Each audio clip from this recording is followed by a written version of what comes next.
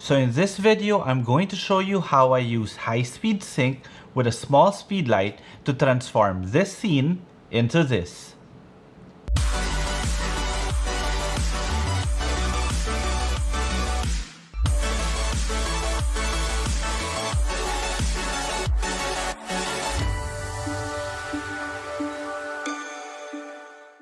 So hi everyone, this is Jiggy, a portrait and wedding photographer from the Philippines, and welcome to the channel. So before anything else, if you guys haven't subscribed to the channel and would want to learn more about off-camera flash photography or maybe just photography in general, then this channel is for you. So you might want to consider subscribing, and while you're at it, click that notification bell so that you get notified every time I upload a new video. And if you want to see more of my images, you could always find me on Instagram. It's at Jiggy Alejandrino.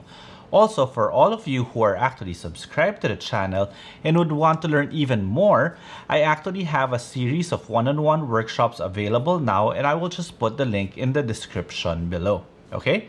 So with that out of the way, I will now take you behind the scenes during an actual engagement shoot and show you guys in detail how I was able to transform a mundane scene into a very dramatic photograph. So here goes. So what I am showing you now is the existing ambient light of that scene while I was shooting. So the camera that I used was my Sony a7R Mark IV with an 85mm 1.8 lens installed. Now the reason why I used an 85 is because I wanted to bring in a bit of compression. I wanted to be bigger in the scene, and at 1.8 so that I can blur out the foreground and the background and just basically keep them in focus. Now the flash that I used was my Phottix Mitros, and it was triggered off camera with high-speed sync using the Phottix Odin 2. Okay, so from here, as you can see now, I actually dialed in my ambient light exposure, which is about 2 stops underexposed from existing ambient light. So my settings here were 1/4000 f1.8 ISO 100. Again, I am shooting in high-speed sync in order for me to be able to control my existing ambient light.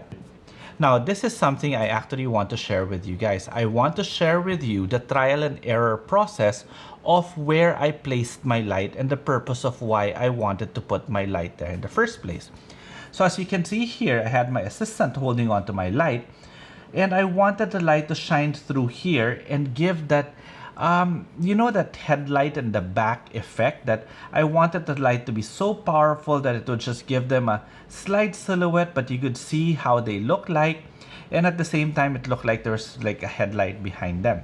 So as you can see here, I actually had myself up on a ladder just to bring my camera height level to where they were so that I don't get any distortion, or I wanted to make them at center of frame again. So here's my test shot. Now, as you can see here, the light didn't really turn out the way I wanted it or I envisioned it to turn out.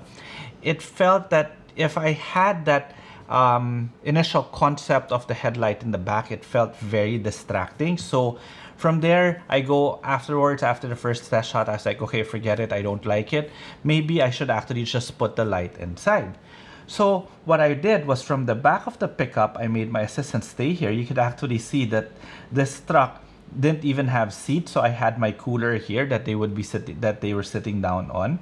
So I had my assistant put the light here and just bounce light over here.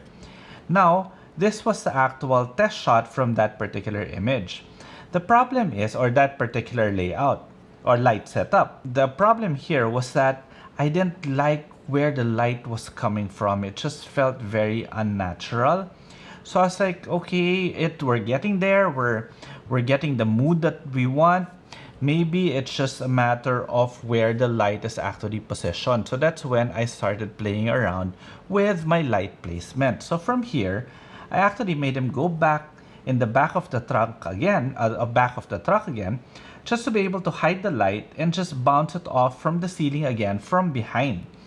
And this was the output of that one. So it actually didn't make any sense. Now, trial and error during an actual shoot is really not that bad, so long as you're trying and you're fixing. This is actually widely acceptable when you're shooting engagement shoots or weddings, because you don't control the environment. You're actually just put in a situation, okay, let's shoot here, let's shoot that.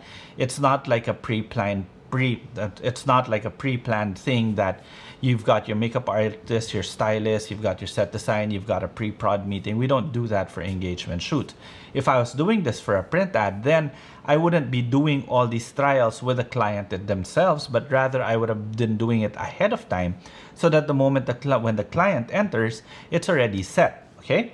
So from there, it just didn't make sense, okay? And as you can see, we actually tried to clean up the windshield a little bit also. So what I did was I made my assistant go in a little bit more and put the light somewhere here. And this was the final output. And then with a bit of editing, this is how it turned out. Basically, I took out the lens distortion, made it a bit warmer, and it's good to go. Though, looking back at this image, again, I always like saying that I am my harshest critic. And I think I actually would have put the light here so that it's more natural. In other words, more often than not, we've got indoor lights or lights in our automobiles that are here in the center. And I would have moved them a little bit more centered just so that they get illuminated properly.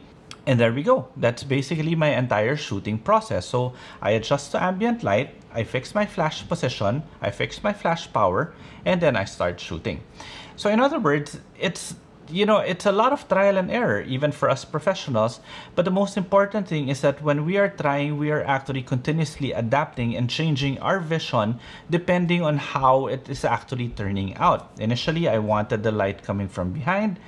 Then afterwards, I felt that it would have been better for it to be coming from inside. Then from hindsight, actually, next time I shoot something like this, I would have made sure to put the light here in the center. Okay, so I hope you guys enjoyed this video, and if you did, please do subscribe to the channel, and while you're at it, click that notification bell so that you get notified every time I upload a new video. And if you have any questions, feel free to leave them in the comment section below. And while you're there in the comment section, might as well read the description because that's where I put all the details of my one-on-one workshop. And again, if you want to see more of my images, you could always find me on Instagram. It's at Jiggy Alejandrino. Okay, till the next video.